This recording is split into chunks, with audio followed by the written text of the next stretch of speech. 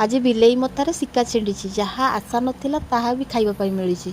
ए भी कौन से होटेल नुहे घरुआ खाइबा। एते खाइबा कौटू आसला चलतु कहूँ। आज था जेहेतु रविवार से सकाळु सब कम सार देकी मो बेले पखाड़ को खाई देकी पुओ को खुआवाई लगिली। पुओ भी एत नाटक कर खाइबा खोजुनी। ताकू बहुत कष्ट खुई सारा पर स्वामी कहले चलो आज बुलते जावा। आम दुई चकिया जान रे बाप माँ छुआ आम सब मिसिकी बाहरलु बुलियापाई। स्वामी नहीं पहुँची गले फेवरेट रेस्टोरेंट मेन्यू बोर्ड को देखिए हजबैंड कहते कौन खाइब कह। मु कहली किसी खाइबानी आम पार्सल करके घर को नहीं जावा घरे बस खाइबा। शर्मा मते बहुत भल लगे बोली जोमाटो गोटे हजबैंड शर्मा ऑर्डर कर देते धरिकी आम घर को पलि आसिले। रेस्टोरेंट आनी पार्सल रे सिंगड़ा चाट आउ कचौड़ी चाट आउ सिंगड़ा चाट को खाई सारा पर शर्मा को खाई देती। शर्मा खाई सारी कि नहीं आम रूम पाखे जड़े अच्छा बिहारी लोक से आनी आमको चिकेन पूरी आउ लिट्टी से लिट्टी को खाई देती।